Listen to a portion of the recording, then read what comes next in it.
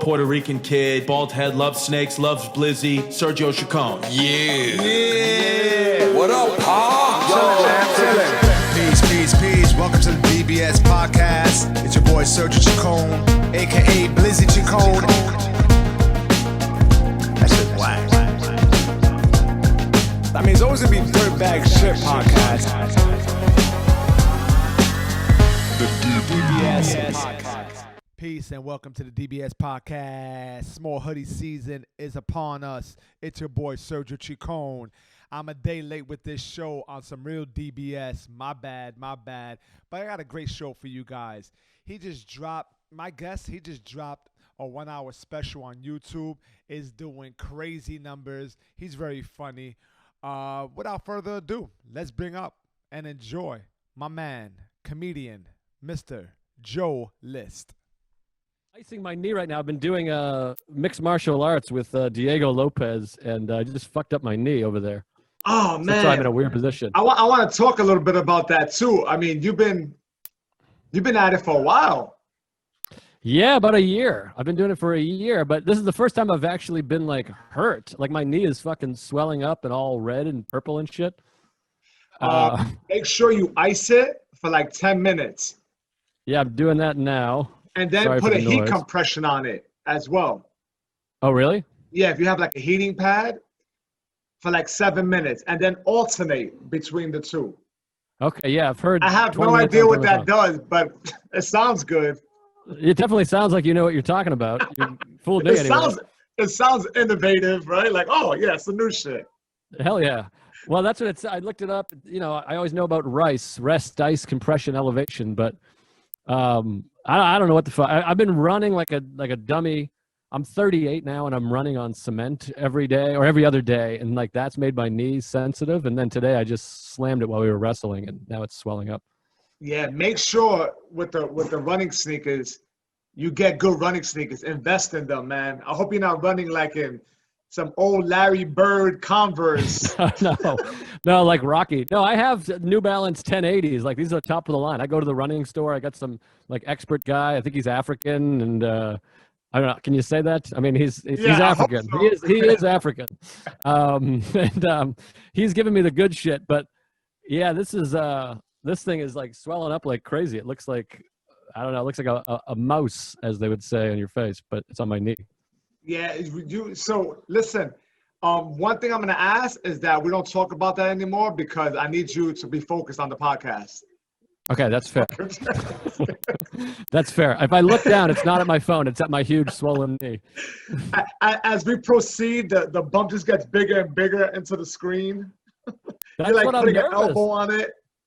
That's what I'm such a hypochondriac. I'm like, fuck, what if I'm just like a bad knee guy for the rest of my life now because of today? Oh, one of those guys that is like, oh, it's an old MMA knee injury. You're one of those.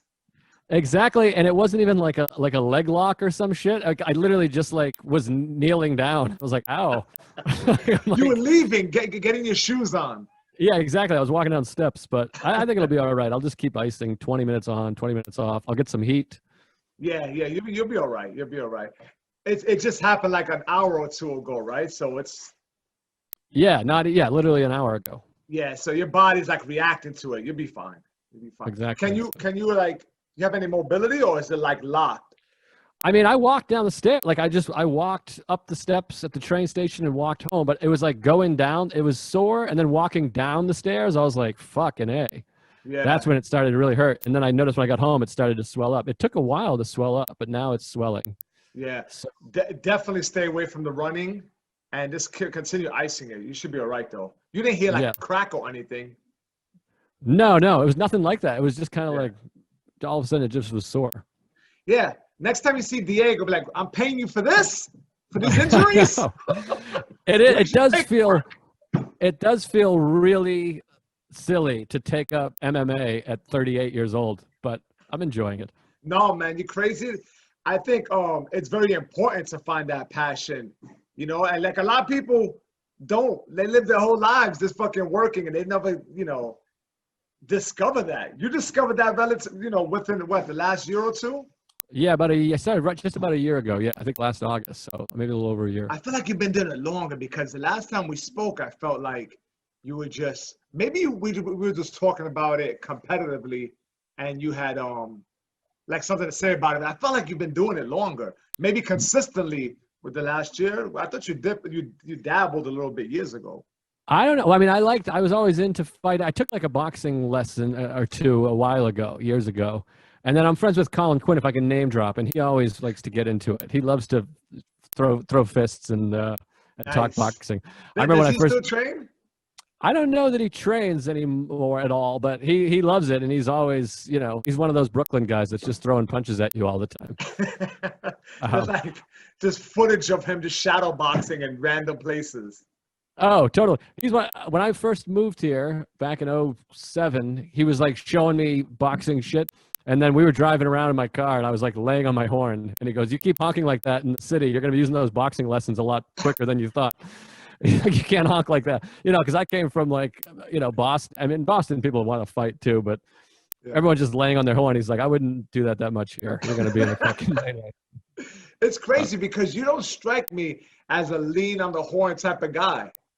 Well, I got anger problems, but I do have, that's why Colin was helpful because I am a guy, I'm a lean on the horn guy, but I'm not a fight guy. Well, now I'm doing mixed martial arts, but I'm like, I'd be a guy that just leans on the horn and then the guy runs up and starts punching my window and I'm like, oh my God. You know what I mean? So I'm certainly not a tough guy, if that's what you mean. Have you ever had someone get really pissed off at you because of your heavy horn hand? Nothing too crazy. Never like a real road rage incident. I try to be mindful. I try to be mindful of the fact that I am not. I have a thing where I'm aware that a lot of people can be secretly dangerous, whether with weapons or with fighting ability. I talked to comics about this for years too. Sometimes you'll see comics that just go off on hecklers or something, be like, "Fuck you, your wife's ugly," and I'm like, dude, do you know how to fight? Because that guy could just come out like comics. I've seen certain comics that just have all these snap sets, and I'm like, what are you doing? Like, do you know what you're doing? Yeah, you are essentially dealing with the public, and you have no idea who's in that sea of people, what their background is, what they have in their trench coat. Totally. I mean, my MMA trainer, Diego Lopez, who's a comic, and he just looks like, I mean, like if you look close, he's got, what do you call it? Cauliflower ear? He's got cauliflower ear. He's covered in tattoos, but like, he's just like a handsome kid. He probably weighs 150 pounds. But that guy, he's a fucking jujitsu black belt cage fighter. I mean, he'll kill you. Yeah, so he will kick every emotion out of you. Yeah. So sometimes, you could be just looking at some guy that just looks like whatever. And, I'm a nerd. I've been doing MMA for a year. I know what I'm doing. I mean, I got a swollen knee right now, but you know what I mean? Do you find, since you've been practicing, studying MMA, now, do you find that you're a lot more calm and that you probably won't lean on the horn as much? You're a little more like zenned out, like, whatever, man. Yeah, a little bit. I mean, I do a big combination of MMA, meditation, running. I'm actively sober. So I do like a lot of shit, self-help, mental health shit to try to keep it all on an even keel. But MMA helps because one of the keys is kind of trying to slow down and be calm in the midst of somebody trying to, kill you or pin you or fight you or knock you out, whatever it is. So Right. It definitely, there's a line from Fight Club where he says, getting punched in the face turns the volume down on everything else. And I that like definitely, that. it definitely helps to kind of like, all right, and also to kind of have the knowledge of like, if it came to it, I have at least an understanding of how to choke somebody out and how to prevent being choked out. Right. Interesting. And I talk about this all the time with anyone who's like involved in martial arts and they incorporated that into their lifestyle. I just think everything else outside just slows down. You become you just move a little more different, like a lot more confident. And what you learn in the dojo, the boxing academy, wherever, could be applied in everyday life. Oh, 100%. I mean, like there's so many like metaphors in fighting to life. I mean, like I always talk about too, like these, like a chokehold when you're trying to choke someone out. Like if you just go like all out, it's gonna hurt them. But eventually you get tired and you start to let go, and then they have a space. It has to be this really slow, gradual squeeze, Right. and it is very like metaphorical. It's just like slow and steady is a lot more sort of lethal. So, and then one of the goals we always have when we'll roll and do jujitsu is like the goal is not to even win. It's just to handle it calm and slowly, and just Right. keep your breath, focus on your breath, and kind of keep it slow and easy. Yeah, yeah, yeah. Just slowing it down, which is not an easy thing because so many different emotions start to surface. Fear, ego. Is that an emotion? Is ego an emotion? You know what I mean, though. I think it is. I mean, essentially, I mean, But it's a like a thing and lot of emotion. things participate, Yeah. when you're in the mix of action like that. Specifically with fighting, because it's very primitive. It's a very natural thing, but not everyone can do it. So it's one of those things that you have to get control. You gotta be present with it in order to come out on the right side. If not, it's almost like you're in water and you're trying to keep your head above the whole time. You never want to feel like that. I Right. remember early sparring when I see like because I train people. If I see someone sparring for the first time, a lot of times they'll go inside close to the person they're working with, and they'll bring their head up and their hands down. And it's almost like very similar to someone who doesn't know how to swim and they're in the water just trying to keep and they're like paddling their hands wildly, right? Right. Just really calming down, keeping all the energy in your core, hands up, chin down, and just kind of seeing everything, using your eyes really, and Yeah. and being real present with it. But that requires just practice and and breathing and using your vision, and not everyone gets that, right? Initially, you could tell someone, relax, but sometimes telling someone to relax just makes them more tense. Oh, totally. And that, I mean, there's so much there, but yeah, I mean, like the idea of, I think it's always fascinating that like you have to hear some stuff so many times before it actually gets through. And I think that's like one of the craziest things and like kind of saddest things about life is like I've got so much advice in my life that was exactly what I needed to hear, but I just couldn't hear it at the time. Right. You're just kind of like, okay, sure. And that even with fighting, it feels that way. Where you're just like, that's what's nice again about fighting or sparring, whatever, is you'd learn like, oh, I think I see an opening, and then whatever it is you throw, and then you're like, oh shit, I completely forgot about this other thing, and they Right. wanted me to do that. This person wanted me to think Right. that, and that's a fascinating thing. And there's so many metaphors in fighting to life, I think. Absolutely. You said something very interesting. Knowledge that's shared with us time and time again. But I believe there is a time for us to apply it. It's like those seeds were planted though early on. So I don't think it's a complete waste. I think sometimes a lesson takes that long. I mean, I could Right. go down the laundry list of things. I'm like, damn, I've been told that many times before. But when I finally get it, I like to believe that was the time to get it. It wasn't prior when I didn't get it. Like I got it when I got it. Yeah, no, totally. It's like you got it when you needed to hear it. I mean, like so much advice is not for people that want it, it's for people that need it, or vice versa. It's for people, not for people that need it, it's for people that want it. So like you can give advice to whoever you want, and it's exactly what they need, but they may not want it, so it doesn't get through. Right, and they just might not be ready for it.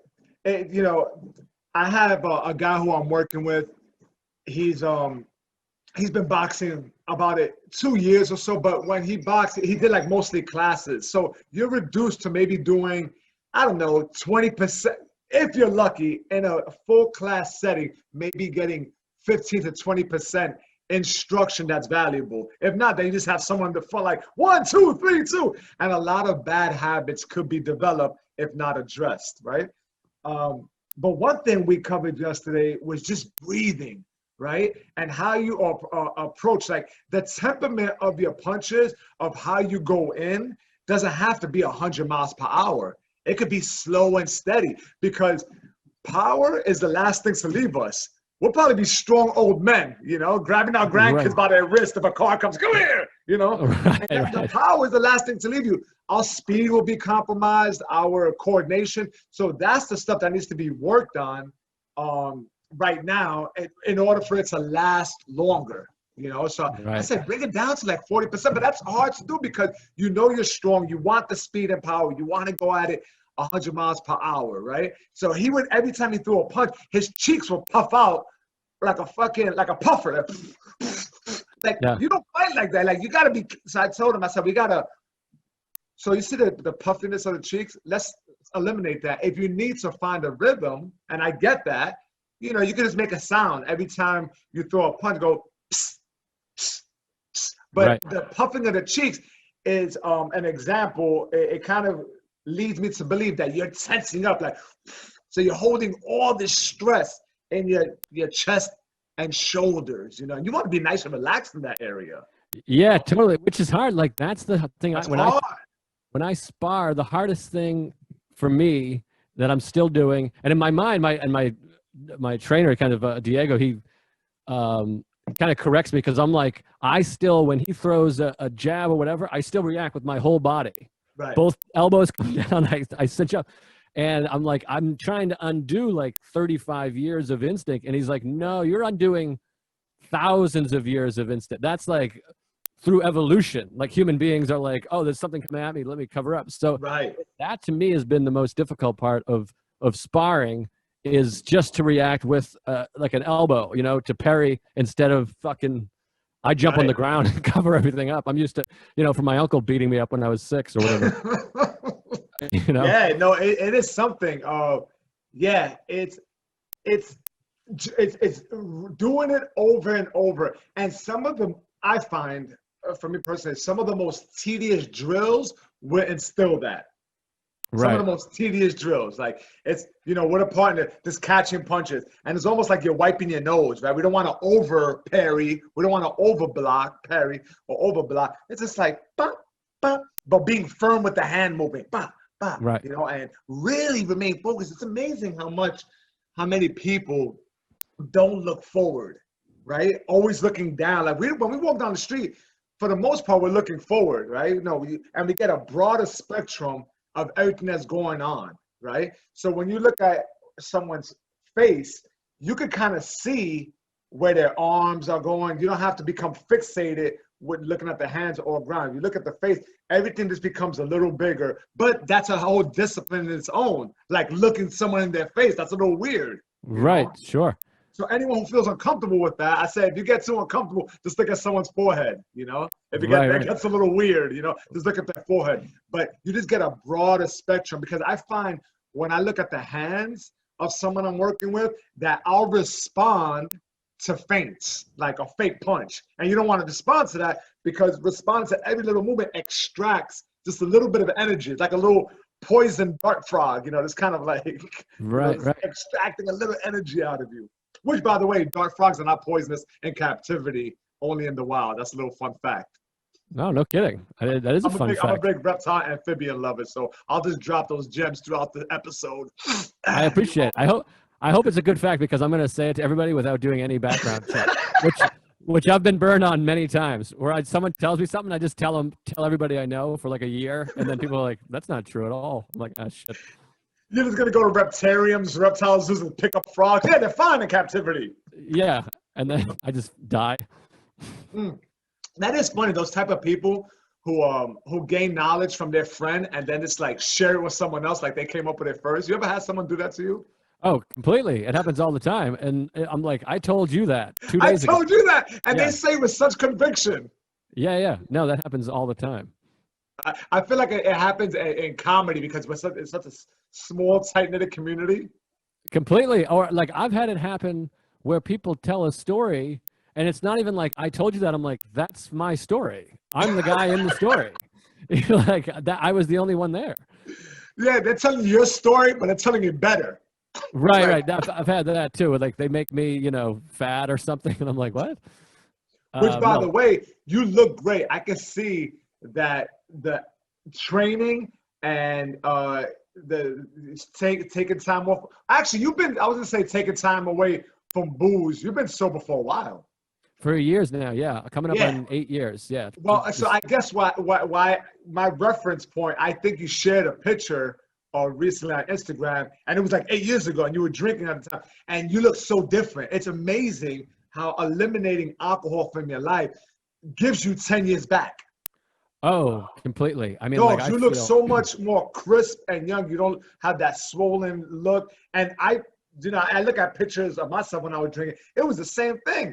I mean, I was 15 pounds heavier and still, practicing martial arts, doing boxing, still working out. But there's nothing like eliminating that from your life. Like that's easy 15%, 15 pounds or weight off. Your face is clearer. You got clearer eyes, and you just have a more upbeat disposition. oh, completely. And I drank like IPA, Captain and Coke. So like I was drinking like heavy, just, big beers and like Jaeger bombs and Coke. Like I drank so much Captain and Coke. I remember one time I went to the doctor because my heart was just like racing all the time. And he was like, do you do cocaine? And I was like, no. And he was like, do you do steroids? I said, no. And he said, do you drink? And I was like, yeah. And he's like, well, how much do you drink? I said, what do you drink? And I was like, Captain and Cokes. And he's like, well, how many do you have in like a night? And I was like, I don't know, 15. And Damn, you have 15 Captain Cokes? yeah, I mean, a couple times a week. I mean, I would go nuts. I just drank. And that was drank like a without fucking any monkey. other drugs, just straight drinking. Yeah, just straight drinking. On some dirtbag shit. That's admirable. Thank you. Yeah, it was pretty impressive. I mean, I could really drink. But the doctor was like, he's like, the Coke alone would kill you, even if there was no alcohol. He's like, if you're just drinking that much Coca-Cola, that's insane. Right.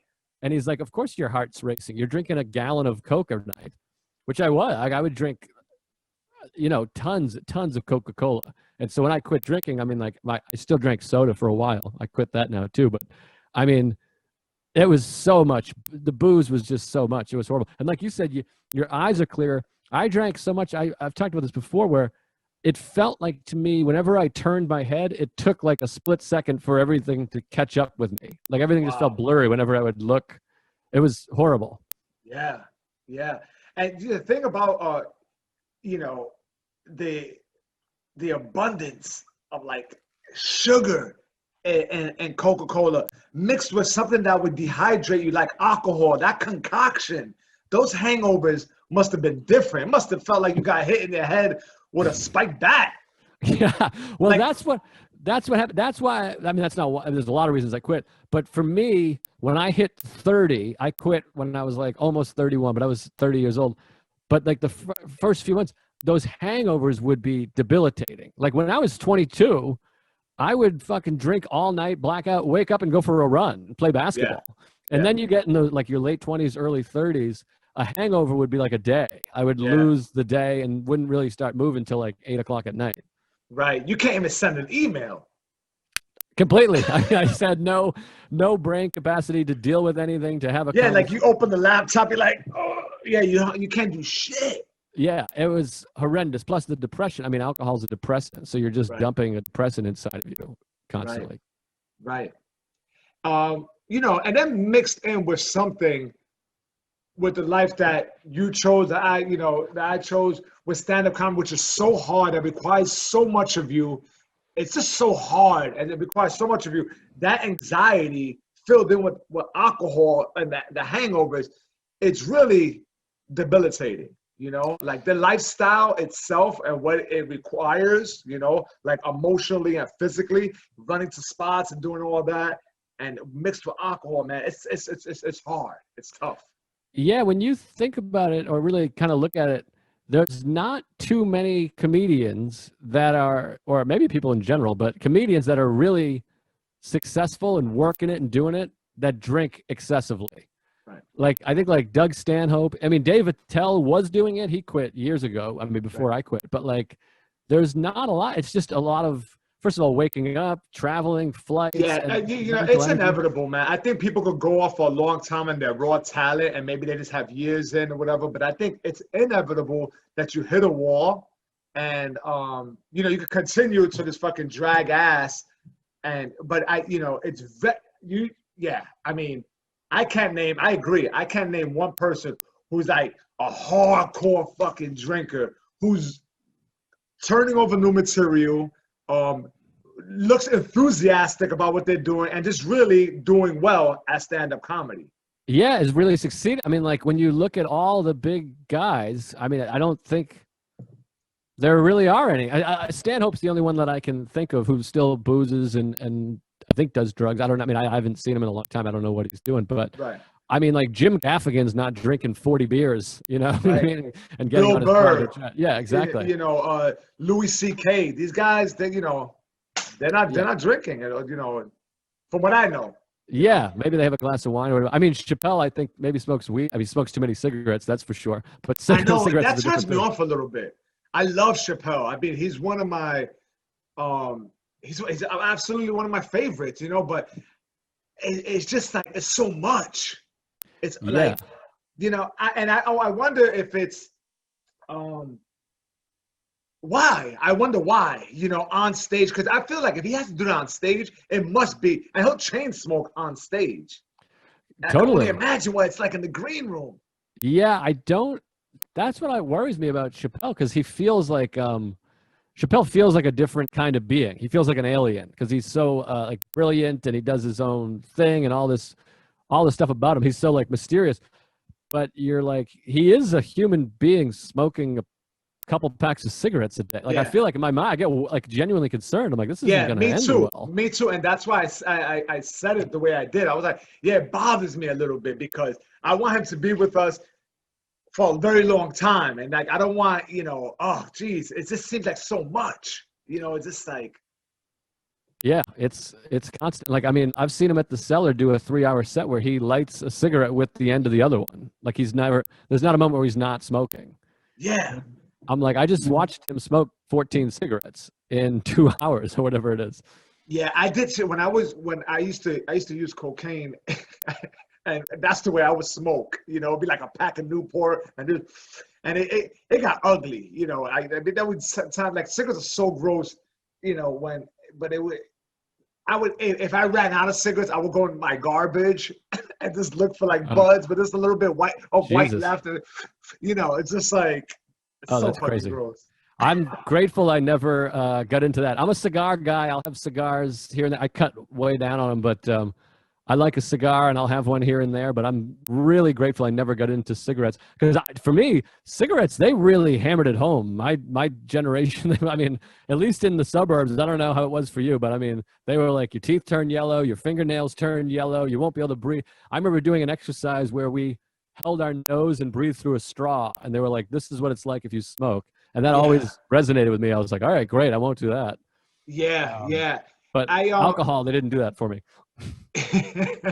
Yeah. But also, like, I think the effects of alcohol they seem so beneficial. When I first started drinking, you know, it was probably like around 13, 14. I just remember feeling so superior and confident. I remember that, you know. I remember just feeling like strong and able, you know, and totally. And I like that feeling, you know. I remember there were times I would take a shot, like I would treat myself. It might be like once every 4 months, I'll take a shot before I go to school. You know what I'm saying? Wow. Like, you know, and I didn't do that often, but I did it. So those are signs. Like in retrospect, I think back, like, why would I take a shot of Bacardi before high school class? You know, like that's impressive. Yeah, and those days I felt like I could interact with people so much more fluid, and I was just like, you know. And I didn't really need that, but I thought that it was like, oh, this could be fun. I didn't do it often, but I definitely did it. And in retrospect, I'm thinking, yeah, that was definitely a sign because I don't think most people do that shit. You know? No. I mean, like I never drank in high school at all. I didn't start drinking until after high school. I was a late drinker. I was almost 19.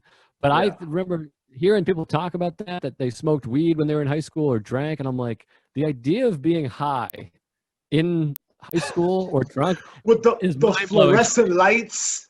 Yeah, I'm like, Jesus. But yeah, for me, going back to the alcohol thing, like you said, and I've shared this a lot, it's like for me growing up, my family there was always a ton of us, and we were very like, sort of middle class or lower middle class, and it was work was miserable, raising kids was tough, and everybody hated their life except for the weekend. My whole family would get together and everyone would drink 30 beers and be silly and fun and sing. Right. And Saturday night, and so that was kind of hammered into me since my youngest memory, is that like life is hard and miserable except on the weekends when you're drinking. And so by the time I was an adult, I was like, well, I'll just drink every night and then life will be fun every night. Right. And so that's where my drinking came from, is like, that's when adults have fun, is when they're drinking. Wow. What steps did you take in order to get sober? Or was it multiple times, or did you do it like one time and that was it? I tried a few times. Like, I shortly after I started drinking, I was like, similar to what you were saying with the Bacardi before school, like I was like very quickly like, I'm drinking different than normal people. It's not fun anymore, right? At one point, Yeah. at some point, it's like, Yeah, and you're drinking. I'm drinking to see if I can top what I drank last night. It was like, let's see how far we can take this. But the night with comedy, there's so many comedians that were fucking wild animals too. So I just kept making friends with comics that were also drinkers who were older than me. And so I felt like, well, he's doing it and he's older. He's got a kid. He's married. So that allowed me to stay in the game. But I tried getting sober a few times on my own, and I would get like 6 days, 8 days, 12 days once. One time I went to Iraq and did comedy for the troops. And I remember coming back and telling my friend, I was like, I haven't had a drink in 2 weeks. And he's like, wow, that's great. I was like, yeah, I was in Iraq. And he's like, well, that's not an accomplishment. Like, not drinking in a country where there is no alcohol is not impressive. Like, I was really proud of myself. I remember being like, that was good. And Right. he's like, that's not what sobriety is. You have to be able to not drink where there is alcohol. So it took me a while. I mean, I tried for years, like several times before I could kind of get it. yeah. And so, are you actively following a routine, or is it like strict abstinence? Like, is it like No, I'm a sober. or is it a concoction Yeah, of the things you mentioned earlier? Maybe it's just the meditation, the martial arts. What is it? What steps and how do you maintain it? I do. I'm an AA guy. I do meetings and go and talk to like-minded people, and I do all that stuff in addition to all the meditation and all the Yeah. MMA. I always joke, it's like a full-time job for me to not be a complete lunatic. Yeah. Like, I think it's so good right now, like the things that you have, it probably doesn't feel like that, like a job really anymore. Or does it? I don't know.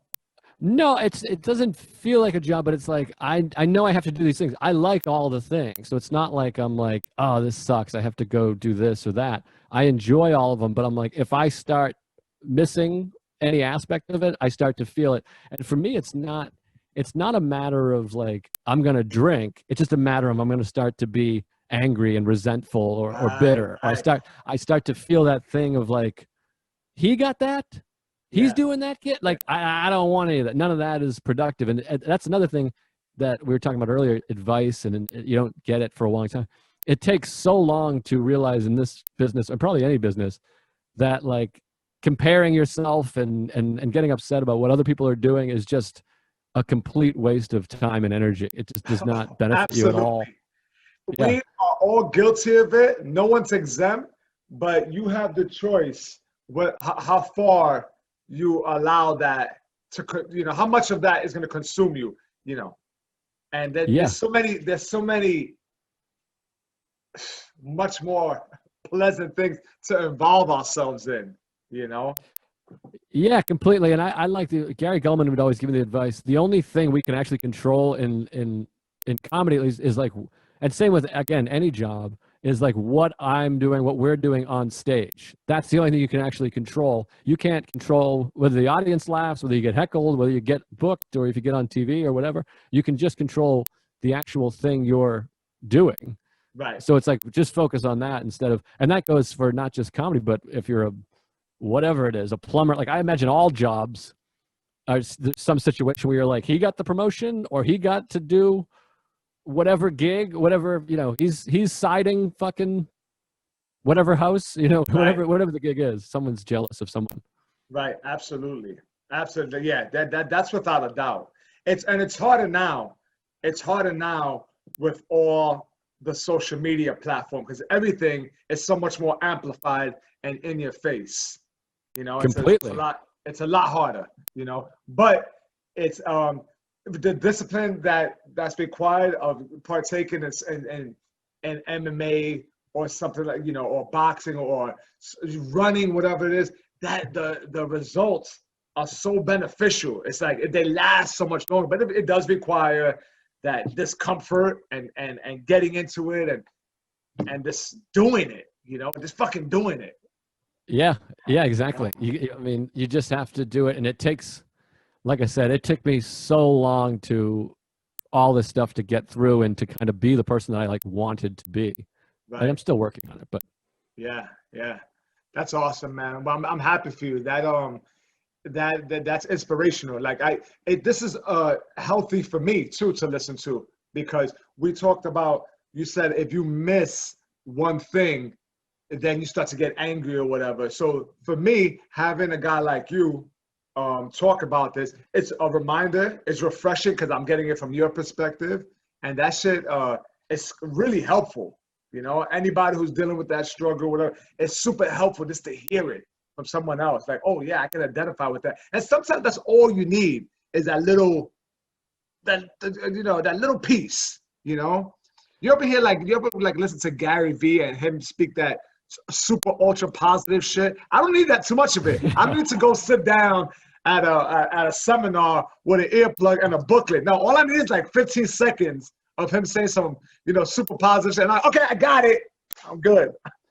Yeah, no, completely. And I have like constant reminders, and that's like my Instagram account now. I try not to spend too much time on it, but now I'm like, I follow so many of these like Buddhist guys and meditation people and like Eckhart Tolle, and it just takes a little bit of like you said, like just a little quote of like, slow down and follow your breath. And I'm like, yeah. Right. Oh shit. Like there's so often that I'm like, you just takes one moment to realize like, oh, I'm all wrapped up in my thought and I'm future tripping. I'm worrying about some gig or, you know, climate change or some shit that I'm like, I don't even have to worry about this right now.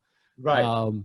Eckhart Tolle. It seems to me that you have a good grasp on like what you expect of yourself, what you want, because you don't need too much of that stuff. Like little snippets help me, you know, carry along the way. Because we built it to get here. You know what I'm saying? I think when you are overindulged with that stuff, it's like you're constantly, you know, because it could be like people. I remember when I first got sober, I was super enthusiastic about being sober. I wanted to talk about it like I discovered God. Like I was moving around like a Jehovah's Witness for like 2 months. I was like, oh my God, have you tried sobriety? Like you're actually awake and you wake up early and you feel great. And people were like, people who were sober that didn't give a shit, they're like, yeah, that's called being a human being who's not a piece of shit. I'm like, oh yeah, my bad. Yeah, no, I mean, same exact thing. You're like, it does allow you to see clearly. You're like, oh, this is amazing. Like I remember when I got sober, like making a list of things that I enjoy doing that I hadn't done in a while. Like I was like, I'm going to watch hockey. I'm going to go to a museum. I'm going to go to the park. And like, it is, you feel like a kid discovering all these things that you're like, that I had neglected or stopped doing because I was just going to the bar and getting fucked up. So it was nice to be like, I'm going to try to learn an instrument or I'm going to take up MMA, whatever it is. Right. It opens up so many opportunities and so much time and energy. Like I'm like, I have so much time in the day and so much energy now because I wake up at 8 o'clock in the morning instead of at noon. And, you know, I have a lot less headaches and I take less naps now. Right. Did you find that it was hard to do stand-up initially after you got sober? Not too much. God, I'm trying to think. I'm like, not too much. I mean, at the very beginning of my stand-up career, I didn't start drinking till I started doing comedy before I started drinking. So I had done a little bit of Got it. stand-up because I started so young. So I'm like, I had done that. And then for years, I would try to not, for a couple of years anyways, early on, I would try to like, I don't drink until after I performed, which I would do for a while. And eventually, of course, that went away. But so I had like done shows, and if I was on the road, I wouldn't drink much before the first show. I'd have like maybe a beer on stage. I'd have my first drink on stage. So I was pretty used to performing sober if I had to.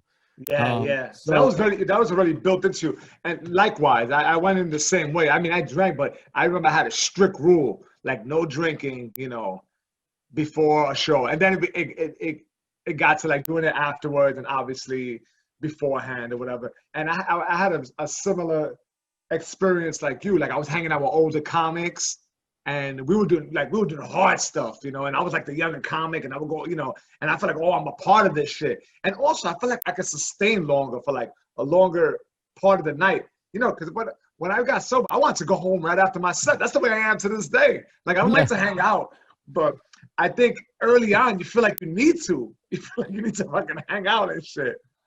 completely. I remember Gary Gulman. The weekend I got sober, I was working with Gary Gulman, and we were talking a bunch about it. And he's not a sober guy, but he just never was a big drinker.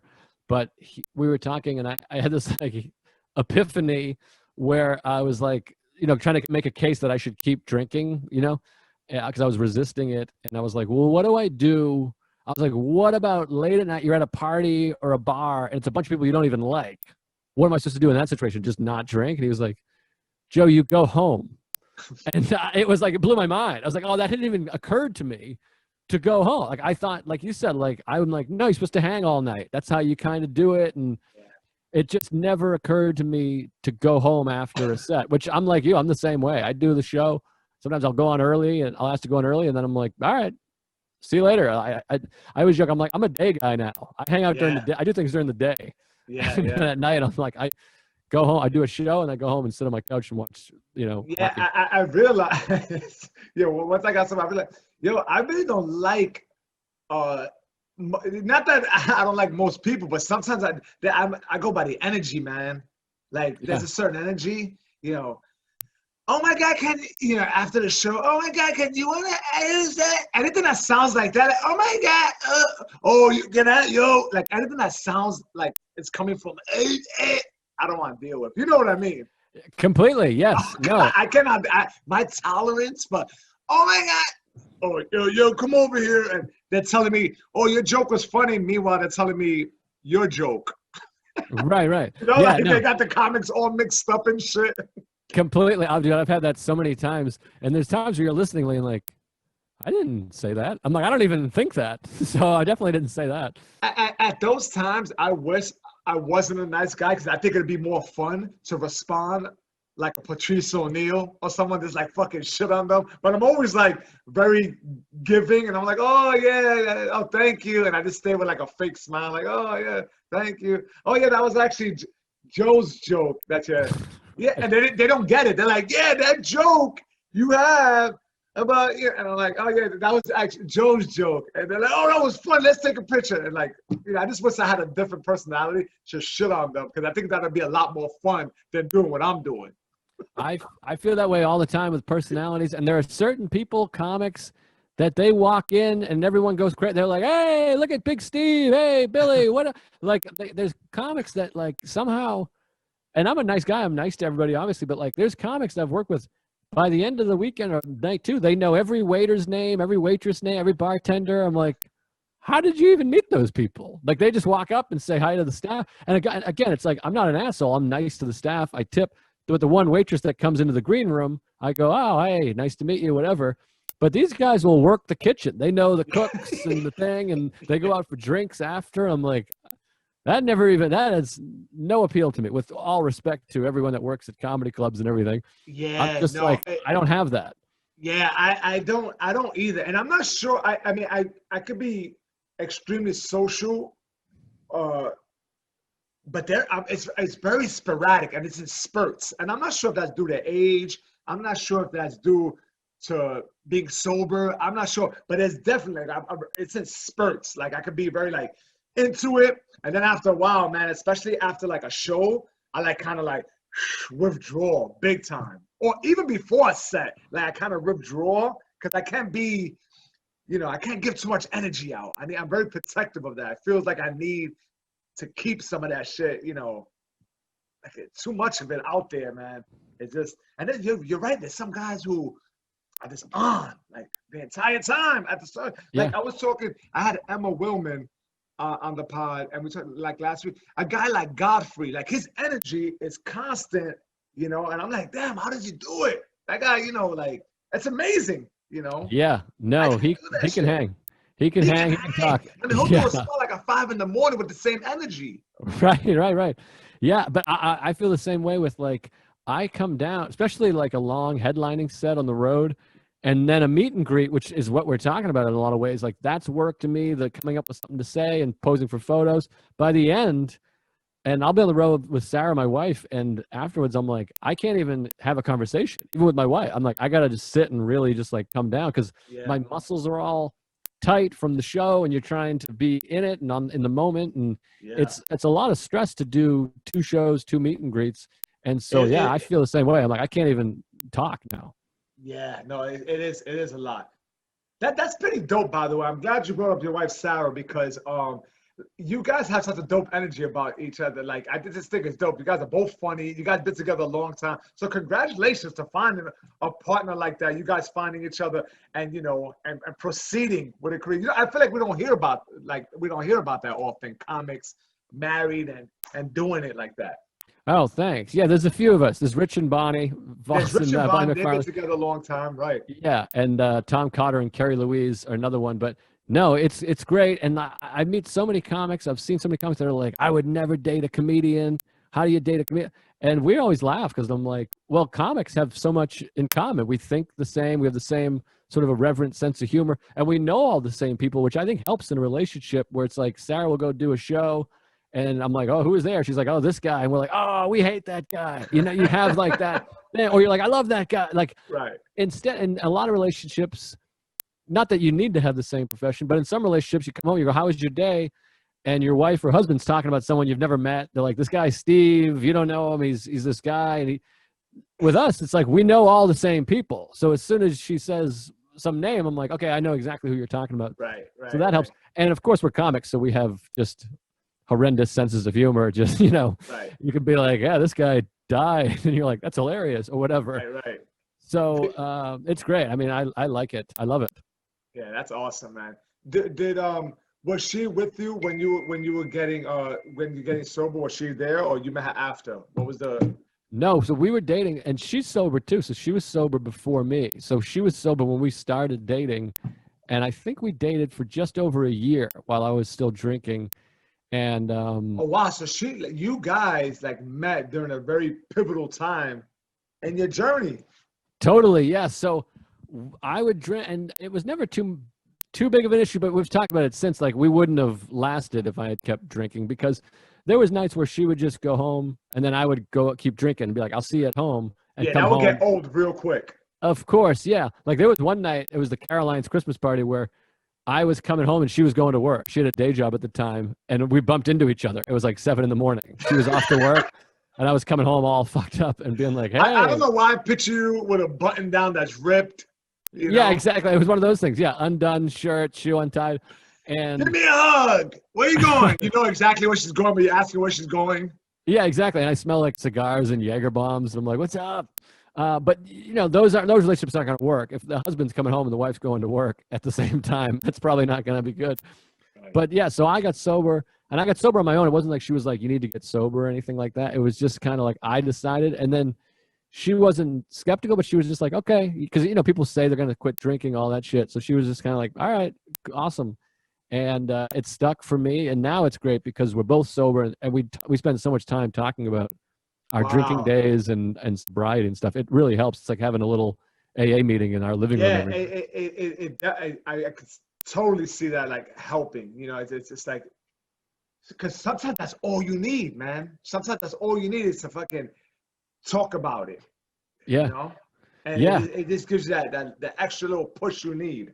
Yeah, and reminding yourself of like that's a big thing for me with staying sober is to remind myself of what it was like where I'm like, oh, if like we went down to the Jersey Shore for the weekend to hang out and I was like, man, if we were drinking, like I would have spent such and such amount of money, would probably be throwing up over there, like that place we would have gone to, we would have been fighting. So just imagining what it would have been like had I not quit is really helpful to me.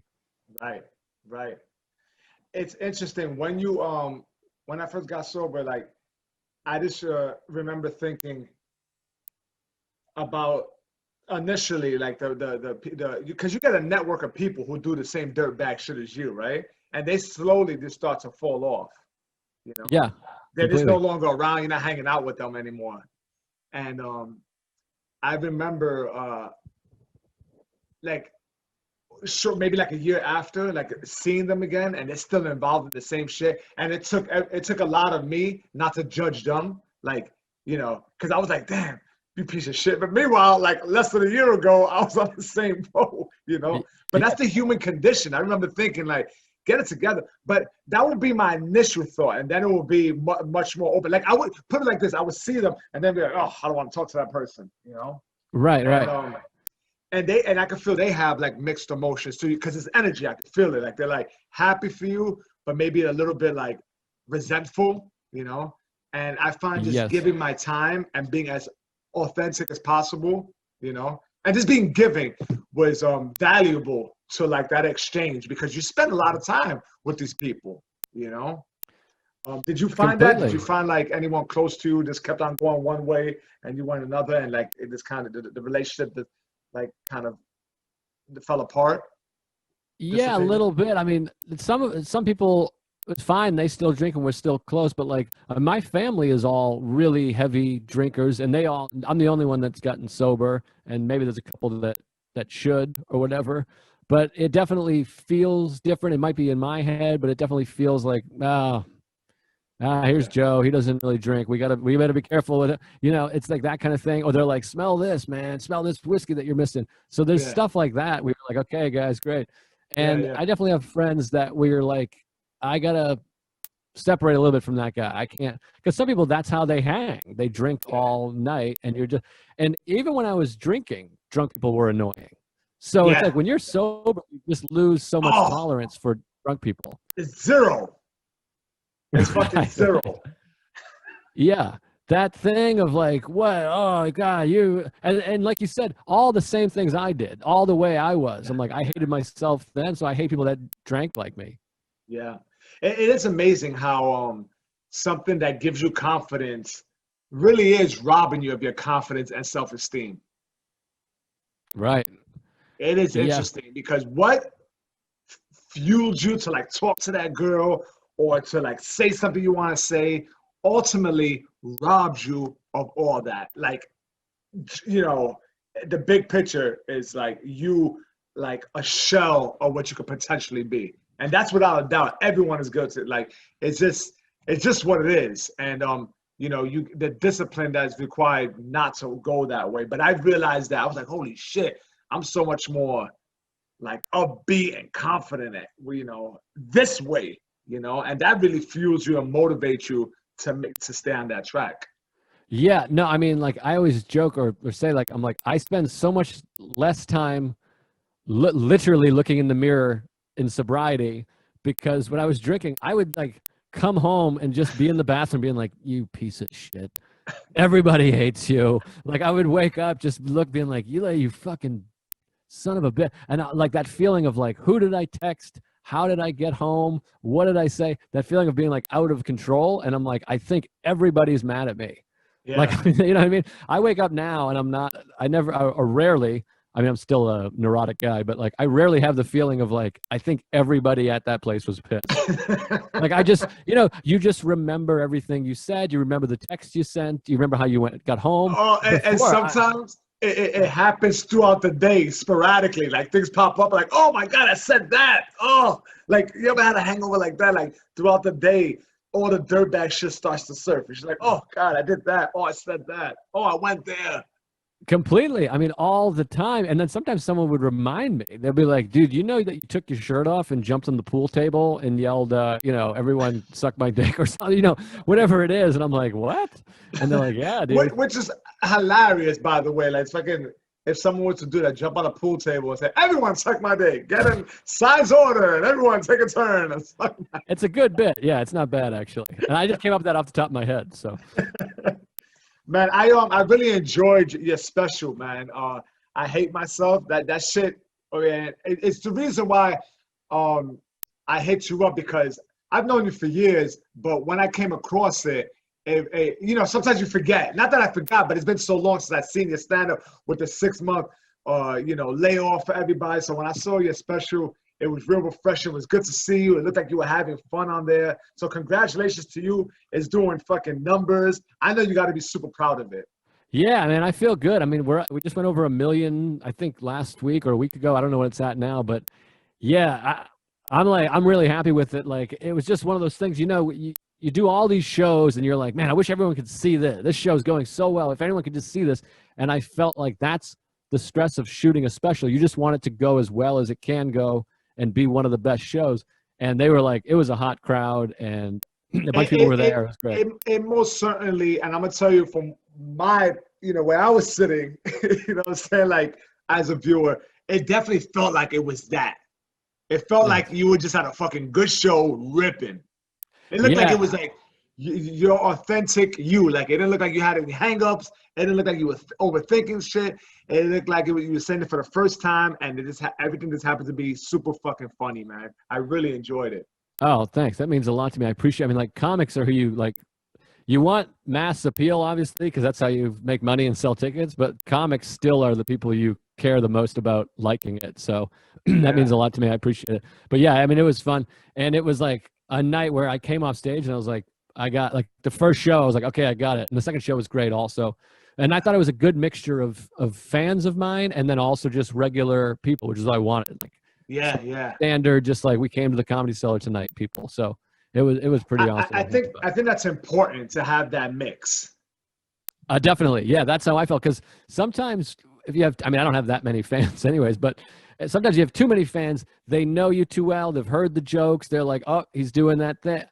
I know this one. I know this bit. So it's good to have a mixture of just random people who are just seeing some guy, whoever, they just went to see comedy and they're seeing you. That fucks me up, man. That when I see like repeat audiences, I appreciate it, but when someone hits me up like, I'm going to your show tonight, and and a lot of times I'm working with Chris these days, right? Like, I'll do like 20, 30 minutes and open up for Chrissy D. But they're like, oh my God, I saw you at the last show, you were hilarious. I'm like, fuck, they're coming back. And then, especially when you make eye contact with them, like, you see them like in the front row like this, and like, it never feels great. Yeah, completely. I've had that on weekends where people are like, I'm coming to the Thursday early, the Friday late, and the Saturday. I'm like, what? Like, I'm not fucking Pearl Jam. I can't mix up my set list. I only have, these 50 minutes of jokes. And I have a feeling that they're just so excited and just really enjoy being in the company, getting that energy, that they don't really care.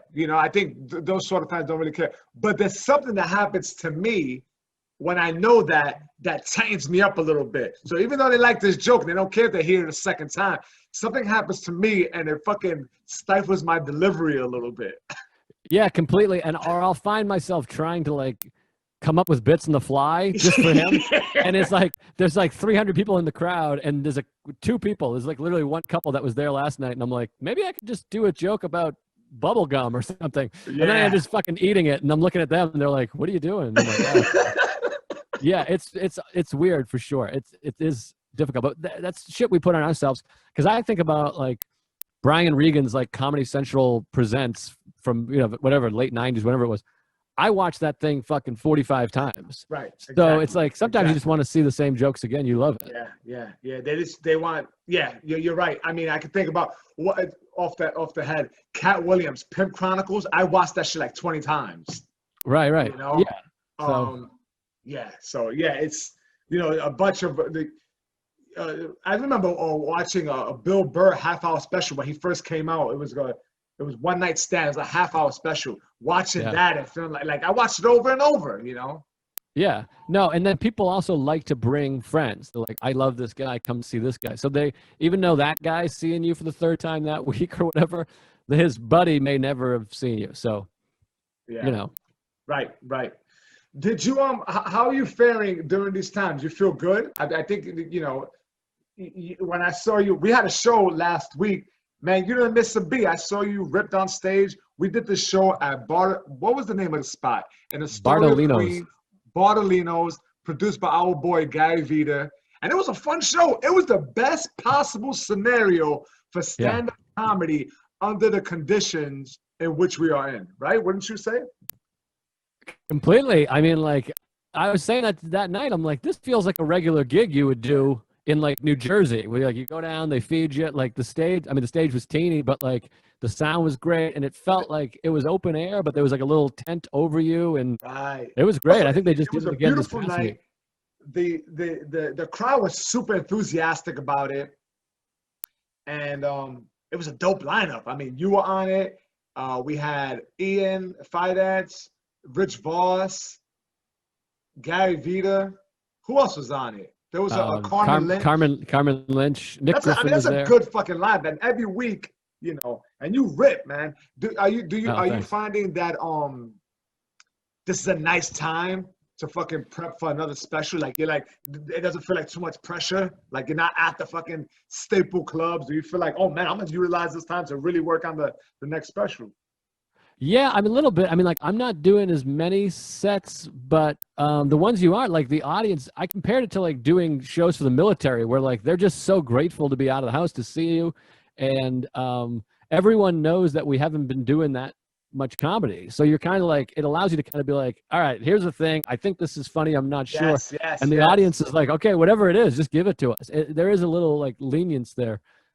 So yeah, I'm enjoying it. I'm at the Stand tonight. The Stand has been good, and I've done a few outdoor shows, and it's nice. And then also you just feel grateful to be doing stand up because we went so long without doing it. You fall back in love with it a little bit, right? And you know, it feels good. It feels real good. It doesn't feel like, oh man, I got to do this shit tonight. Kind of it's exciting to do again.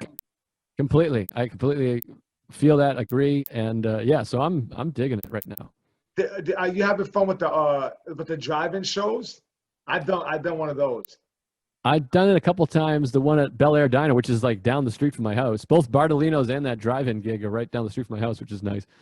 Astoria is like the capital of comedy now. It's funny. Yeah. But yeah, they're not bad. I mean, like the first time I did it, it was weird because you could see them like smiling or laughing.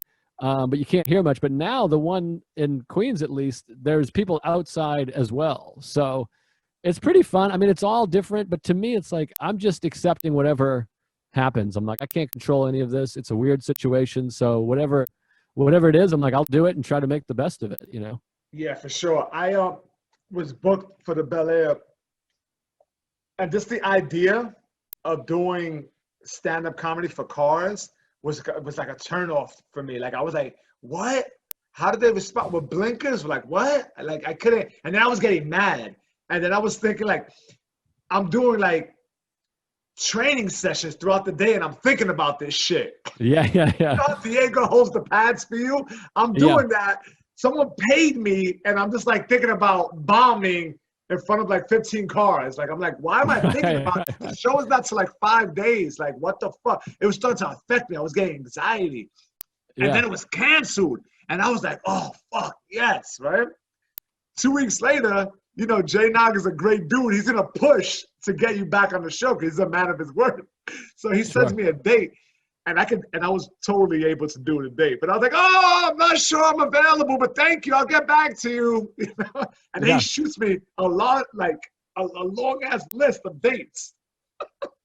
He's like, I got this date. Which one? I'm like, I can't say I'm booked for any of these dates. Yeah, no, I know that feeling well. They're like, well, how about all these? And you're like, damn it, well played. Yeah, it was like 15 dates. And I was like, yeah, I'll take the 18th or whatever. And then I wasn't stressing as much. Then I was, you know, and I get there and it was a beautiful night. And they had like 40 cars, 20 people sitting in the front. And man, I had a great time. I had a fucking good, like, I could not believe I was having so much fun. I was like, holy shit, like, this is fun. So poor Jay, he produces this shit. He gets up on stage. I'm feeling good. Like, I'm like, oh yeah, that was good. Yeah. When he goes up on stage, he's like 30 seconds into his set. A fucking mariachi band starts playing at a Mexican restaurant at the end of the parking lot.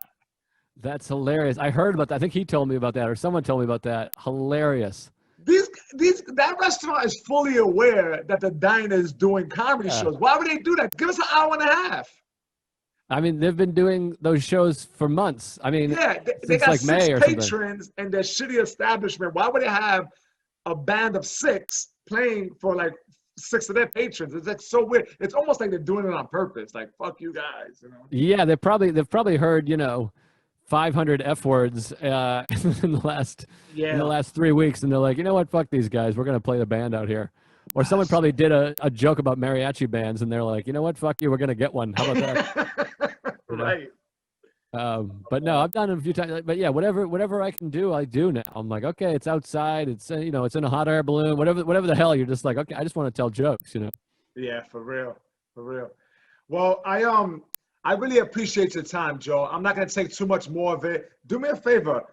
Plug in, your podcast. I know you got 2 of them. You got Tuesdays with Stories with our boy, Mark Norman. And then you got your own Mindful Metal Jacket, right?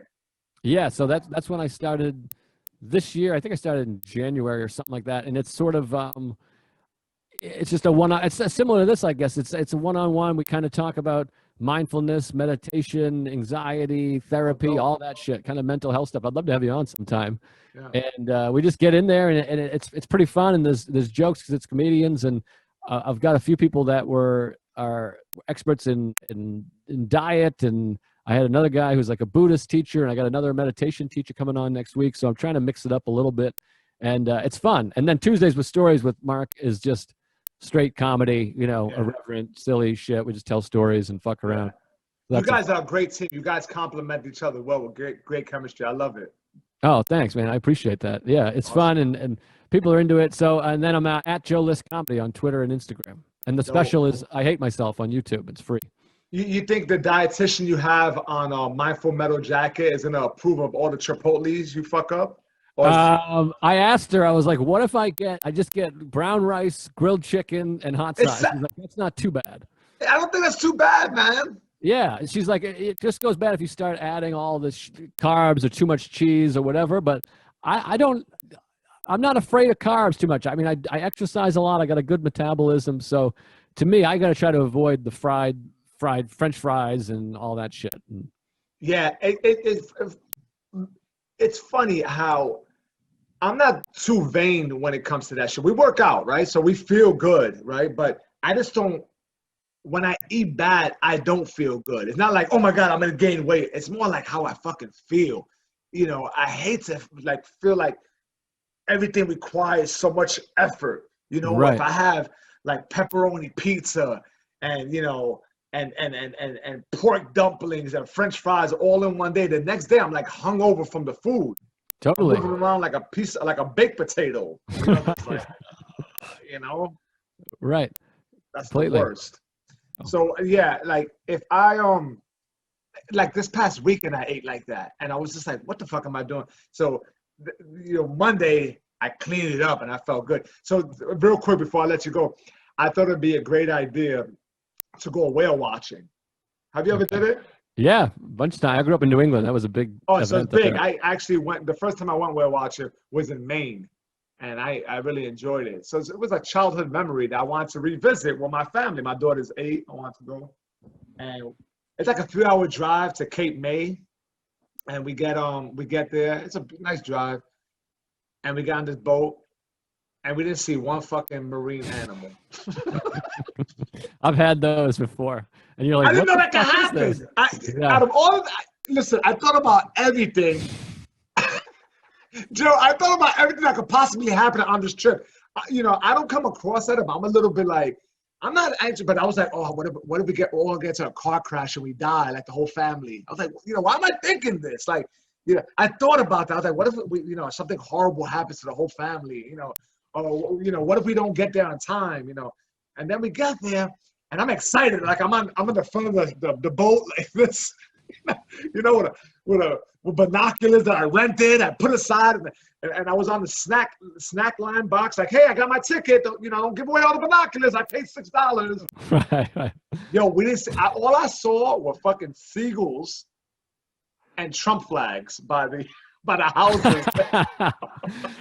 That's fucking hilarious. No, Yeah, I mean, man. I've had that same thing happen. And my buddy had a bit about it for a while. He's like, imagine if comedy clubs were like that. You buy a ticket, you put your clothes on, you go down there, and then just the comic just never comes out. And they're like, sorry, folks, no refunds. He just didn't come today. Yeah, it was no, fucking. brutal. It was very different, and it's just fun, like seeing people, their enthusiasm just fucking drop off. Like some Yeah. people are like this, and then it's halfway through the trip, people are just asleep. People are looking at their phone. People coming up to me asking me, "Are the snacks free?" No, they're Hilarious. not free. You gotta pay for it. Yeah, after a while, you just got to go, well, we're on a boat ride. We took a boat ride. That's it. Exactly. Anyway, Joe, I'm not gonna take any more of your time. Keep up the good work. Keep up the training, and we'll speak soon, brother. I appreciate it. Thanks, buddy. I appreciate it. That was really fun. I enjoyed it. Thank All you. right, thank you, brother. I'll All talk right. to you soon. All right. See you, Sergio. Thanks.